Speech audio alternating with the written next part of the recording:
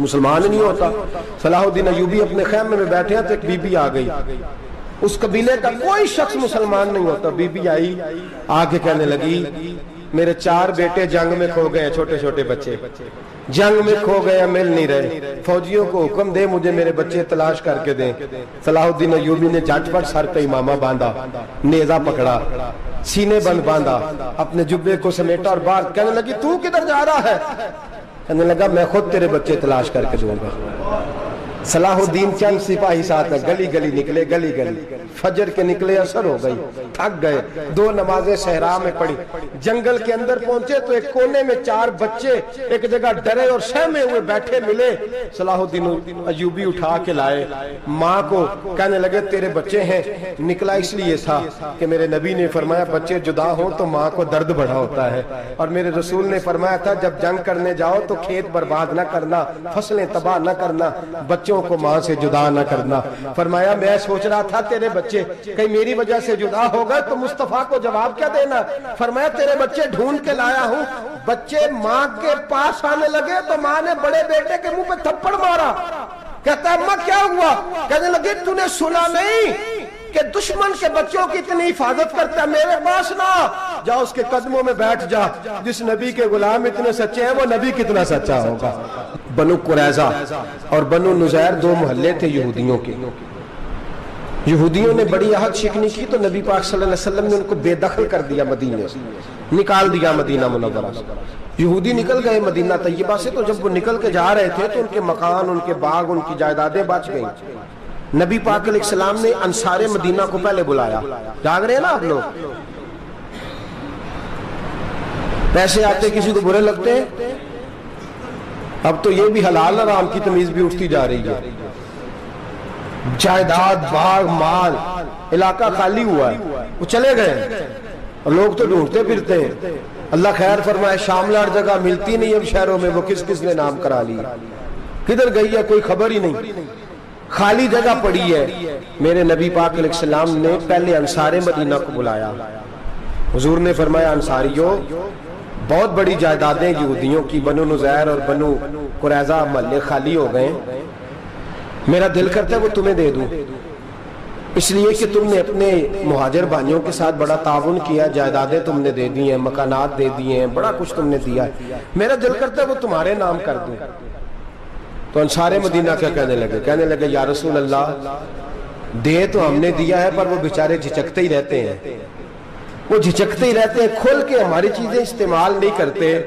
تو حضور ہم تو پہلے ہی انصار ہیں، ہمارے پاس بڑا کچھ ہے، آپ مہربانی فرمائیں وہ سارا کچھ مہاجروں کو دے دے، مہاجرین کو ہمیں نہیں چاہیے۔ اب چلے گئے بات کر کے، میرے حبیب پاک نے مہاجروں کو بلا لیا، فرمایا بنو نذیر اور بنو قریظہ قبیلے کی جائیدادیں آئی ہیں، تمہارے پاس بظاہر جو چیزیں ہیں بھی وہ بھی انصار مدینہ کی ہیں، تو میرا یہ خیال ہے کہ وہ سارا کچھ تمہیں دے دیا جائے۔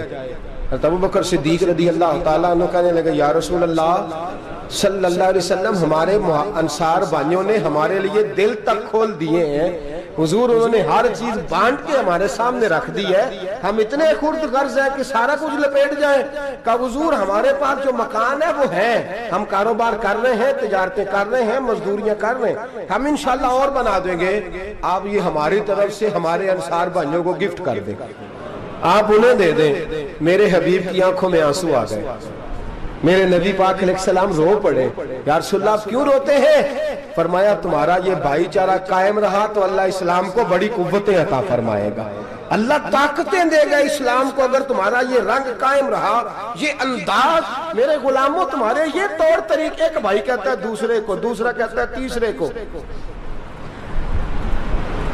مسلمانوں کی نا ایک تعداد لڑتے لڑتے لڑتے لڑتے دور چلے گئی، تاتاریوں نے قید کر لیا، 4 مسلمان تھے، تبلیغ کرنے گئے، جنگ کرنے گئے، جہاد کرتے کرتے کافروں سے لڑتے لڑتے تاتاری قوم میں چلے گئے، وہاں قید کر لیے گئے تو سزائے موت کا حکم ہوا، 4 بزرگ تھے، سزائے موت کا حکم ہوا تو تاتاری بادشاہ جو تھا وہ بڑا خلاف تھا، بڑا سخت مخالف تھا مسلمانوں کے، اس نے کہا کہ ان کو جب پھانسی دینا نا مسلمانوں کو تو میرے سامنے دینا۔ اب 4 عالم ہیں، 4 صوفی ہیں، سفید داڑیاں، سر پہ امامے، پھانسی کا وقت آیا تو جو پھانسی گھاٹ ہے وہ ایک ہے، چاروں کو کٹھے پھانسی نہیں ہو سکتی، ایک کو کہا کہ ایک ایک کر کے ان کو پھانسی دو. جب پھانسی کا وقت آیا نا تو جو سب سے پیچھے صوفی تھے وہ دوڑ کے آگے آئے, کہنے لگے بادشاہ پہلی باری میری لگا پہلی. اب بادشاہ نے کہا ٹھیک ہے اسے لٹکا دو. وہ قریب آئے تو دوسرے دوڑ آئے, کہنے لگے نہیں نہیں پہلی باری میں نے زیادہ کافر قتل کیے, میرا بڑا جرم ہے, مجھے پہلے سزا دو. ان کو پھانسی دینے لگے تو تیسرے آ گئے, کہنے لگے نہیں یہ تو میرا قتل کرتا تھا, رستے میں بتایا کرتا تھا, ڈھونڈ کے میں بتلاتا تھا کہ یہاں زیادہ تعداد ہے, مجھے پہلے پھانسی دو. تیسرے کے ساتھ بات ہو رہی تھی تو چوتھا دوڑا آیا, کہنے لگا یہ رستے بتاتا تھا, یہ تبلیغ کرتا تھا, یہ سارا کچھ کرتا تھا, لیکن کہا یہ کہتے تھے چلو واپس چلتے ہیں, میں جانے نہیں دیتا تھا, میں کہتا تھا اور کافر مارنے اور علاقے فتح کرنے, میرا جرم بڑا ہے, مجھے پہلے پھانسی دو. بادشاہ کہنے لگا مجھے 35 سال ہو گئے حکومت کرتے, بڑی دنیا کو پھانسی دی ہے, لوگ تو ایک دوسرے کو دھکے دیتے ہیں کہ پہلے تو جا پہلے تو جا, اور تم کیسی قوم ہو کہ ایک دوسرے پہ قربان ہو رہے ہو. کہنے لگا تم ایک باپ کی اولاد ہو, جاگ رہے آپ لوگ. تاتاری بادشاہ کافر بادشاہ اسلام کی مخالفت کر دیں, ایک باپ کی اولاد ہو کا نہیں, ایک قبیلے کے رہنے والے ہو کا نہیں, ایک ملک کے رہنے والے ہو نہیں. اس نے کہا رشتہ کیا ہے تمہارا, رشتہ کیا ہے؟ تو بول کے کہنے لگے خدا ایک ہے نبی ایک ہے, خدا ایک ہے اور نبی منفرد ایک ہے, اس قوم کی نقصان بھی ایک ہی سب کا نبی, اللہ بھی قرآن بھی ایک. کیا ہی اچھا تھا ہوتے اگر مسلمان بھی ایک, یوں تو سید بھی ہو مرزا بھی ہو افغان بھی ہو, تم سبھی کچھ ہو بتاؤ کہ مسلمان بھی ہو. فرمایا ہمارا اللہ ایک ہے نبی ایک ہے, تو کہا پھر ایک دوسرے پہ جان کیوں دیتے ہو؟ فرمایا ہمارے نبی نے ہمیں بھائی بھائی بنا دیا ہے, بھائی کا دل نہیں کرتا اس کی آنکھوں کے سامنے بھائی چلا جائے, ہمارا دل نہیں کرتا پہلے مجھے دے پہلے مجھے دے.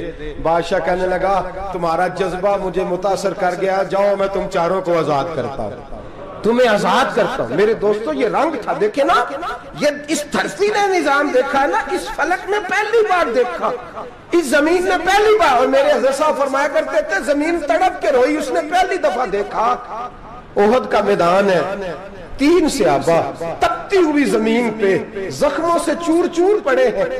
حضرت انس بن نضر رضی اللہ تعالیٰ عنہ پانی کا پیالہ لے کے پہنچے, ایک زخمی سے کہا تجھے پانی پلانا ہے, تو کہنے لگا میرے زخم تھوڑے ہیں, وہ جو ساتھ پڑا اس کے زخم گہرے ہیں, پہلے اسے پانی پلا دے, جا اسے دے دے. اس کے پاس پہنچے تو وہ کہنے لگا وہ مجھ سے پہلے گرا تھا, اس کا زخم زیادہ گہرا ہے, اسے پانی پلا.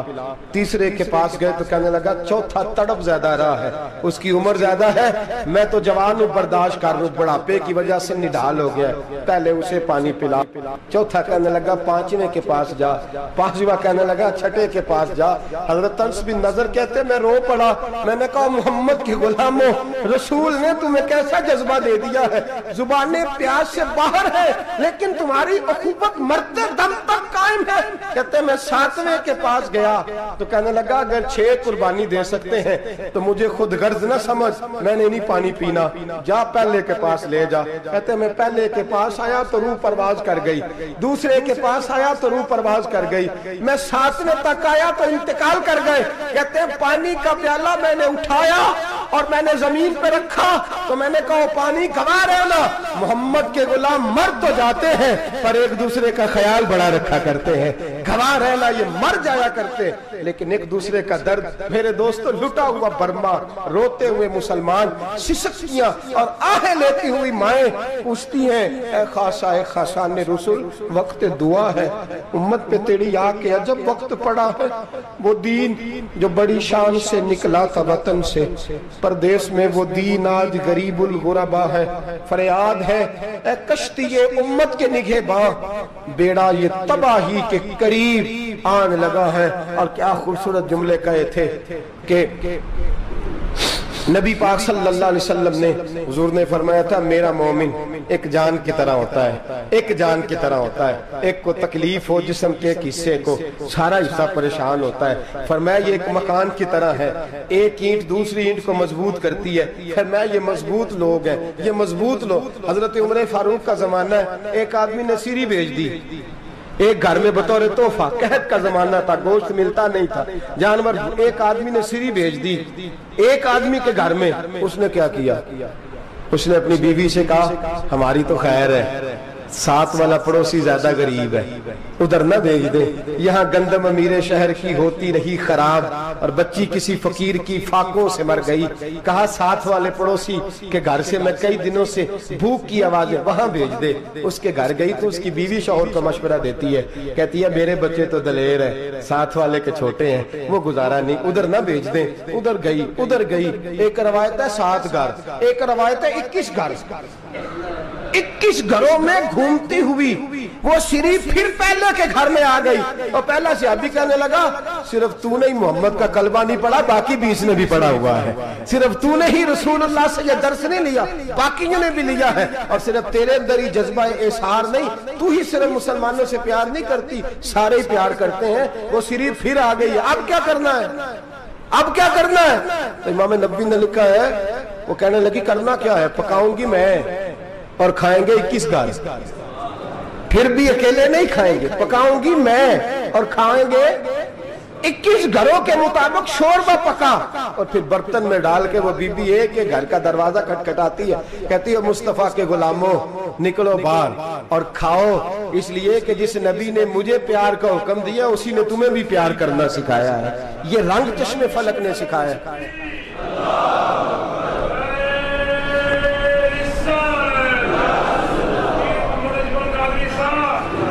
آپ کی بڑی مہربانی، زندہ باد وہی ہے جس کو اللہ رسول زندہ باد فرمائے، بڑی مہربانی، اللہ جزا دے۔ عرض یہ کرنے جا رہا تھا کہ رسول کریم صلی اللہ علیہ وسلم نے یہ پیغام دیا امت کو، فرمایا دیکھیں نا کتنے بڑے لفظ ہیں، یہ نہیں فرمایا دوزخ میں جائے گا، یہ نہیں فرمایا کہ اسے جہنم کی سزا ملے گی، میرے نبی نے فرمایا میں اسے مومن مانتا ہی نہیں، میں اسے مسلمان اپنا مانتا ہی نہیں۔ حضور کسے؟ فرمایا جو پیٹ بھر کے کھاتا ہے اور اس کا ہمسایہ بھوکا سو جاتا ہے، میں مومن ہی نہیں مانتا۔ سزا تو تب ملے گی نا کہ جب میں کسی سزا کا اعلان کروں، میں مانتا ہی نہیں، وہ میرا ہے ہی نہیں، خود پیٹ بھر کے کھا رہا ہے، ہمسایہ اس کا بھوکا، میں نہیں مانتا۔ انما المؤمنون اخوہ، مومن بھائی بھائی، میں مانتا ہی نہیں اسے۔ اور میرے حبیب پاک اتنے بڑے لفظ حدیث میں اور کہیں نہیں ملیں گے، آپ کو اتنے بڑے جملے کہیں نہیں ملیں گے۔ میرے نبی پاک نے فرمایا اللہ کہے گا قیامت کے دن، کون؟ اتنے بڑے لفظ حدیثوں میں ملتے نہیں جتنے یہ ہیں۔ حضور نے فرمایا رب فرمائے گا بندے سے کہ میں تیرے پڑوس میں بھوکا تھا، تو نے مجھے روٹی کیوں نہیں کھلائی؟ کون کہہ رہا ہے؟ اللہ کہہ، میں بھوکا تھا تو نے روٹی نہیں دی، میں ننگا تھا تو نے کپڑا نہیں دیا، میں پیاسا تھا تو نے پانی نہیں پلایا، میں بیمار تھا تو تیمارداری۔ یا اللہ نہ تو کھاتا ہے، نہ پیتا ہے، نہ کپڑا پہنتا ہے، نہ تو بیمار ہوتا ہے، لا تاخذہ سنۃ ولا نوم، تجھے بیماری آتی نہیں، اونگ نیند نہیں آتی، میرے مالک تو میرے پڑوس میں تھا۔ تو حضور فرماتے ہیں رب فرمائے گا وہ جو بندہ تیرے پڑوس میں بھوکا تھا تو بندہ تو میرا ہی تھا نا، وہ جو بندہ تیرے پڑوس میں ننگا تھا تو بندہ تو میرا ہی تھا نا، وہ جو تیرے پڑوس میں پیاسا تڑپتا رہا تو وہ میرا ہی بندہ تھا، تو دوائی لینے جائے تو بڑے اسپتال میں اور اس بیچارے کو 20 روپے پرچی کے بھی میسر نہ آئے تو میرا ہی بندہ تھا۔ میرے دوست خیال کر اور یاد رکھ، یہ جو ہمسائے ممالک میں ظلم ہوتے ہیں، زیادتیاں ہوتی ہیں، ہمارے گھر کا پنکھا اچھا چلتا ہے، ہم جلوس اس وقت نکالتے ہیں جب ہماری لائٹ بند ہوتی ہے، ہم جلوس اس وقت نکالتے ہیں جب ہمارا ایسا جو ہمیں تنگ کرتا ہے، ہم اس وقت درد محسوس کرتے ہیں جب ہمارے گھر تک آگ آ جاتی ہے۔ یہ جو باہر آگ جل رہی ہے یہ تیرے گھر بھی آ سکتی ہے، یہ جو باہر فساد ہو رہا ہے یہ تیرے دروازے تک آ سکتا ہے۔ میرے رسول پاک نے ایک جان، مسلمان کو ایک جان قرار دیا۔ مجھے بتائیے انگلی کو کٹ لگ جائے، مسلمان ایک جان ہے نا، انگلی کو لگ جائے کٹ، دماغ کہتا ہے میں نے نہیں سوچنا اس کے بارے میں نے اس کے درد کو محسوس ہی نہیں کرنا، انگلی کی درد ہے، انگلی جانے اس کا کام جانے، ایسے ہی ہوتا ہے نا۔ بولے پیروں سے کہتے ہیں، انگلی کہتی ہے چل ڈاکٹر کے پاس، پیر کہتے ہیں نہیں میں نے نہیں جانا، انگلی کا کام ہے انگلی جائے، ایسے ہی ہے نا۔ دل سے کہتے ہیں تو تڑپ تھوڑا سا، انگلی کو درد ہے، کہتے میں کو تڑپوں، انگلی کا ماما، انگلی جانے اس کا کام جانے۔ ٹیلی فون کرنا ہے ڈاکٹر صاحب کا پتہ کرنا ہے، دکان کہتے ہیں میں نے نہیں بات سننی ڈاکٹر صاحب کی، زبان کہتے ہیں میں نے نہیں بولنا، انگلی جانے، ایسا ہوتا ہے۔ پیر احتجاج کرتے کہ میں نے ڈاکٹر کے پاس، میں کچھ چکر کھاتا پھروں ڈاکٹر کی دکان کی، انگلی کو درد ہے انگلی جانے، ایسا ہوتا ہے۔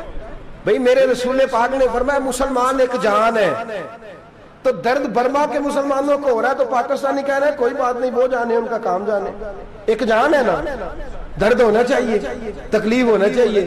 پھٹے پہ باتیں ہوتی ہیں اس موضوع پہ، اسمبلی پہ گفتگو ہوئی ہے اس موضوع پہ، آپ کی صوبائی اسمبلیاں اس موضوع پہ بولی ہیں، آپ کے کونسل اس موضوع پہ بولے، ہم تو اپنی اپنی سیاستیں، اپنے اپنے تماشے، اپنے اپنے چکروں میں لگے ہوئے۔ وہ دریا کے اندر سسکتے مسلمان، بنگالی کہتے ہیں ہمارے نہیں، برمی کہتے ہیں ہمارے نہیں، پاکستانی کہتے ہیں ہمارے نہیں، ترکی کہتے ہیں ہم کس کے ہیں؟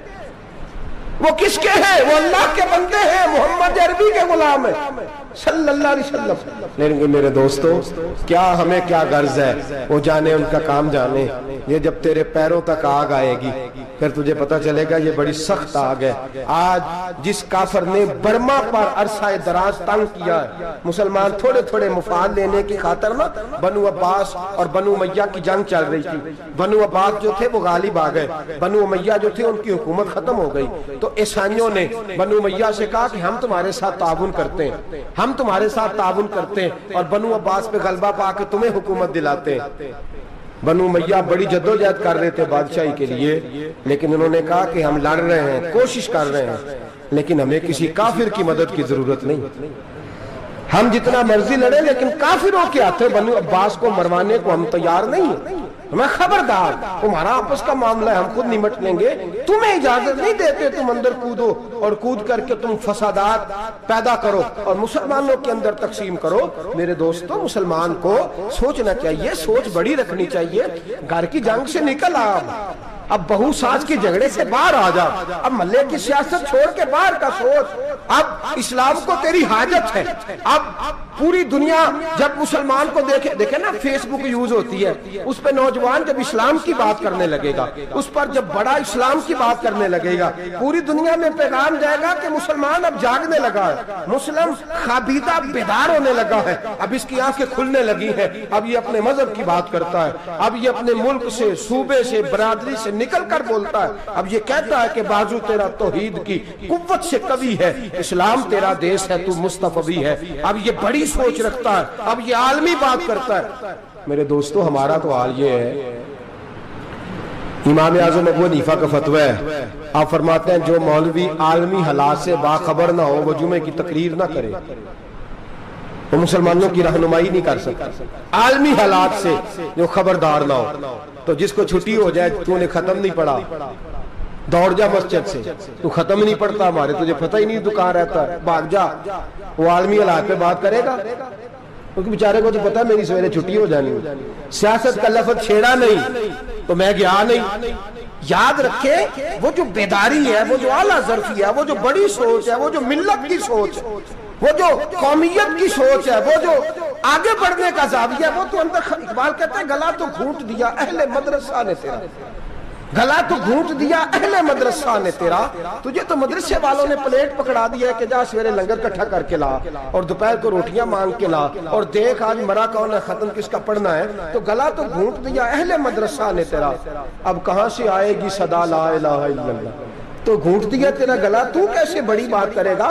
بڑی بات کے لیے بڑی سوچ چاہیے، بڑی تگودو چاہیے، بڑی کوشش چاہیے، بڑا حوصلہ چاہیے۔ مسلمان چھوٹی چھوٹی لڑائی میں، چھوٹی چھوٹی جنگ میں، ایک دکاندار دوسرے دکاندار سے لڑ رہا ہے، گلی والا دوسری گلی والی سے لڑ رہا ہے، محلے والا محلوں پہ اعتراض، ایک شہر میں رہنے والے میں نے دوسرے محلے پہ اعتراض کرتے دیکھے، یقین کریں ایک شہر میں رہنے والے، علاقے میں بسنے والے کہتے ہیں بھائی توبہ ہے اس محلے تو اللہ ہی بچائے، لا حول ولا قوت۔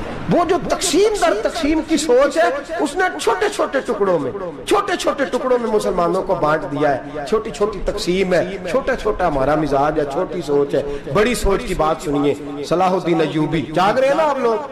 تو آخنا حضرت صاحب ایڈی وڈی گل چھیڑ چھڑی ہے، یہ مطلب ہی کون نہیں، کنے برما جانا ہے تو کنے مدد کرنی ہے، میں تو بھائی فریضہ سر انجام دے رہا ہوں۔ میرے نبی نے فرمایا برائی کو یا ہاتھ سے بدل، ہاتھ سے نہیں بدل سکتا تو زبان سے تو بولنا، تو میں معذور ہوں، کمزور آدمی ہوں، ہاتھ سے بدلنے کی طاقت نہیں رکھتا، تو دوسرے درجے پہ تو مجھے عمل کرنے دو نا۔ اثر کرے نہ کرے سن تو لے میری فریاد، نہیں ہے داد کا طالب یہ بندہ آزاد، رونے تو دو، تڑپنے تو دو، آہیں تو بہانے دو، سسکیاں تو لینے دو، مار کھائی ہے تو تڑپنے تو دو۔ وہ قرآن پاک برما میں پابندی لگی ہے تو میں یہاں سوچنے لگا ہوں کہ وہاں تو پابندی لگی ہے، یہاں پہلے لوگ کوئی نہیں پڑھتی۔ معاذ اللہ تعالیٰ حالات دن پہ دن مسلمانوں کے لیے ایک ایک کر کے، افغانستان میں جو آگ لگی تھی پھر وہ عراق میں بھی لگی، پھر وہ لیبیا میں بھی لگی، پھر وہ مصر میں بھی لگی، پھر وہ یمن میں بھی لگی، سعودی عرب میں دھماکے ہوئے، میرا دل تڑپا ہے، مجھے پریشانی ہوئی، میں بچے پاس تھے، میں بڑا ڈسٹرب ہوا، میں نے کہا یار یہ ہمارا سب کا اجماعی عقیدت کا مرکز ہے، ہم کم از کم ہزار اختلاف کے باوجود کہا کرتے تھے کہ عرب میں امن ہے یار، وہاں سکون ہے، وہاں دکانیں کھلی چھوڑ کے لوگ چلے جاتے ہیں، وہاں بھی فساد ہونے لگا، وہاں بھی آگ بڑھ گئی ہے، لیکن ہم صرف چھوٹی چھوٹی کر کے جب آگ بجھانے کی کوشش کریں گے اس وقت آگ نہیں بجھے گی، جب ہر آدمی اپنے پیالے میں پانی لے کے آئے گا، ہر شخص اپنے گھر کی نل چلائے گا، ہر شخص نلکا چلائے گا اور پانی نکال کے یہ آگ بجھائے گا، تب یہ آگ بجھے گی۔ ہر آدمی کو کردار سوچ بڑی کریں، نظریہ بڑا کریں، ملت کی بات کریں، مسلمان ہو کے سوچیں، مسلمان ہو کے سوچیں، خدا را نکلیں یہ گھر کے جھگڑوں سے، تھوڑی دیر کے لیے اپنے آپ کو بڑا کریں، بڑی سوچ آپ بنائیں، جب دوستیاں لگائیں، یرانے لگائیں، پھر چھوٹے موٹے حساب سے بچیں۔ بابا بلے شاہ صاحب فرماتے کورے ورک کتاب نہیں ہوندے، کورے ورک کتاب نہیں ہوندے، پتھر دل گلاب نہیں ہوندے، او بلیا یاری سوچ کے لائیں، یارا نال حساب نہیں ہوندے۔ پھر ذرا نکلے اس حساب کتاب سے باہر، بلیا یاری سوچ کے لائیں، یارا نال حساب نہیں ہوندے۔ پھر ذرا بڑا ذہن کریں، چھوڑے اپنے حساب، وَيُبْصِرُونَ عَلَىٰ أَنفُسِهِمْ وَلَنَبْلُوَنَّكُمْ بِشَيْءٍ مِّنَ الْخَوْفِ وَالْجُوعِ وَنَقْصٍ مِّنَ الْأَمْوَالِ وَالْأَنفُسِ وَالثَّمَرَاتِ۔ پھر حساب کتاب سے نکلے، پھر امام علی مقام کی طرح یہ سوچ بنائے کہ حسین کے بچے چلے جائیں تو کوئی حرج نہیں، امت پر آنچ نہیں آنی چاہیے۔ ایک امام علی مقام، کل تک امام میدان میں کھڑے تھے تو اکیلے تھے، لیکن آج پوری دنیا کہتی ہے حسین ہمارا ہے، حسین ہمارا ہے۔ آج نظریہ امام علی مقام زندہ ہے، تو اکیلا ہے تو کھڑا ہو، یہ نہ کہا کر چھوٹی سی مسجد ہے، ایک کونا کا کھڑکاوا، مولانا تقریر کر رہے ہیں تو کیا بنے گا، ایک آواز کہیں سے گونجا کرتی ہے، پھر اس میں تاثیر میرا اللہ پیدا فرما دیا کرتا ہے، پھر اس کے اندر قوت میرا رب پیدا فرما دیا کرتا ہے، پھر اللہ اس میں تاثیر پیدا کر کے چار دانگ عالم میں پھیلا دیا کرتا ہے۔ صلاح الدین ایوبی، مسلمانوں پہ ظلم ہوا، فلسطین میں آگ لگی اور پورے فلسطین کی گلیاں خون سے بھر گئیں، ایک دن کے اندر 70,000 مسلمان قتل ہوا۔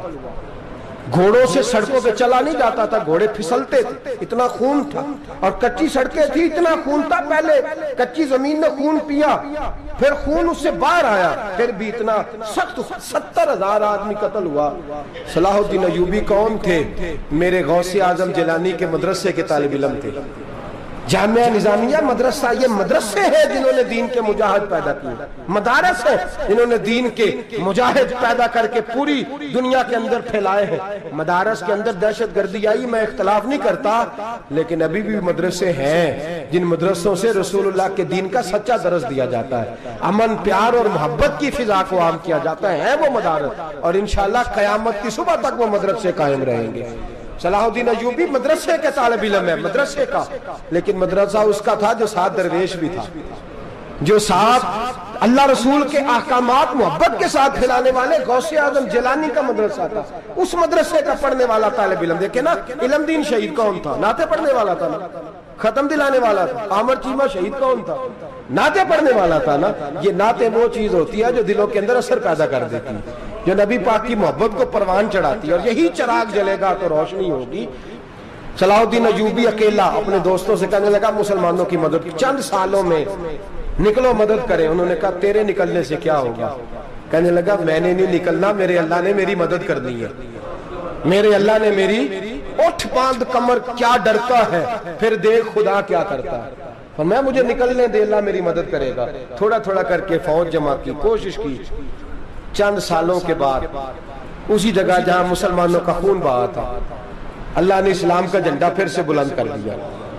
صلاح الدین ایوبی فاتح بن کے مسجد اقصی کے دروازے پہ کھڑا ہے. چند سال گزرے، عیسائیوں کا اپنا وہ ظلم ابھی یاد ہے، اور عیسائی سارے لیڈر کہتے ہیں تیاری کر لو، اب ہمارے بچے کاٹے جائیں گے، عورتیں بیوہ ہوں گی، گردنیں کٹیں گی، اب دیکھنا جتنا خون ہم نے بہایا تھا مسلمان اس سے دگنا بہائیں گے. صلاح الدین ایوبی گھوڑے پہ کھڑے ہیں اور پوچھتے ہیں، او عیسائیوں بتاؤ تمہارے ساتھ کیا کروں؟ گردنیں جھک گئیں، جواب کوئی بھی نہیں. کہا تم نے 70,000 مسلمان ایک دن میں مارا تھا، بولو تمہارے ساتھ کیا کروں؟ تم نے ایک دن میں مسلمان یوں کاٹے جیسے گاجر مولی کاٹی جاتی ہے، بولو کیا کروں؟ عیسائی کہنے لگے ہمیں اپنے ظلم یاد ہیں، تشدد یاد ہے، بربریت یاد ہے، تو بہتر جانتا ہے تو نے کیا کرنا ہے.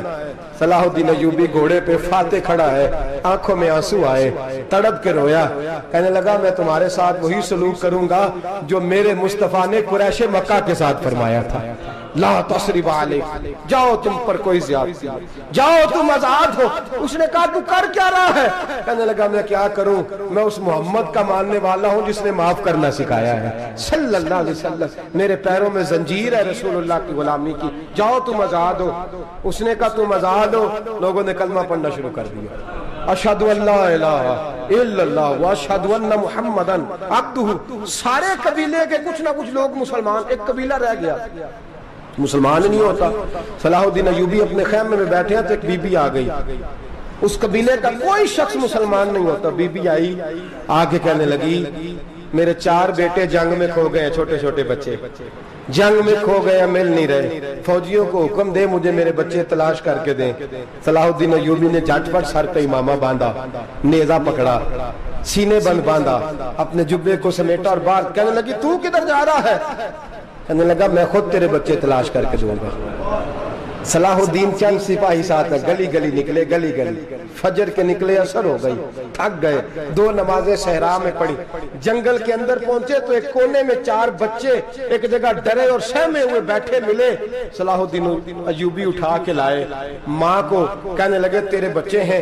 نکلا اس لیے تھا کہ میرے نبی نے فرمایا بچے جدا ہوں تو ماں کو درد بڑا ہوتا ہے، اور میرے رسول نے فرمایا تھا جب جنگ کرنے جاؤ تو کھیت برباد نہ کرنا، فصلیں تباہ نہ کرنا، بچوں کو ماں سے جدا نہ کرنا. فرمایا میں سوچ رہا تھا تیرے بچے کہیں میری وجہ سے جدا ہو گئے تو مصطفیٰ کو جواب کیا دینا. فرمایا تیرے بچے ڈھونڈ کے لایا ہوں. بچے ماں کے پاس آنے لگے تو ماں نے بڑے بیٹے کے منہ پہ تھپڑ مارا. کہتا ہے اماں کیا ہوا؟ کہنے لگے تو نے سنا نہیں کہ دشمن کے بچوں کی اتنی حفاظت کرتا ہے، میرے پاس نہ جا، اس کے قدموں میں بیٹھ جا. جس نبی کے غلام اتنے سچے ہیں وہ نبی کتنا سچا ہوگا، جس نبی کے نوکر اتنے کھڑے ہیں وہ نبی کتنا کھڑا ہوگا. جا کے کلمہ پڑھ لے. میرے دوست یہ اسلام ہے جس نے غیروں کا درد بھی اپنے سینے میں رکھا. اقبال کہتا ہے سارے زمانے کا درد ہمارے ہی سینے میں ہے.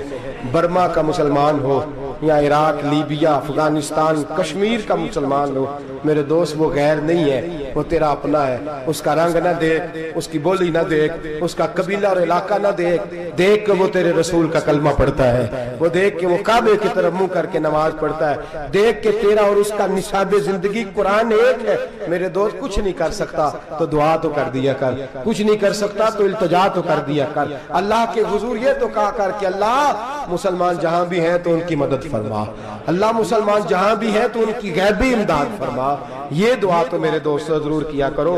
سوچ بڑی کریں، جب بھی آپ بولیں، جب بھی آپ لکھیں، جب بھی کسی سے بات کریں تو بحیثیت مسلمان کے بات کریں، بحیثیت ایک نبی پاک کے غلام کے بات کریں. اپنی زندگی اس انداز میں ترتیب دیں کہ پہلے آپ مسلمان ہیں، اس کے بعد آپ کچھ اور ہیں. پہلے اسلام کی بات کریں، بڑی بات کریں، بڑے حوصلے کی بات کریں، پھر اسلام کو قوت ملے گی، پھر بیداری امت کو نصیب ہوگی. اللہ کریم برما کے مسلمانوں کو اپنی رحمت کی ٹھنڈی چھاؤں نصیب فرمائے، ہمیشہ مدحت خیر الانام میں گزرے.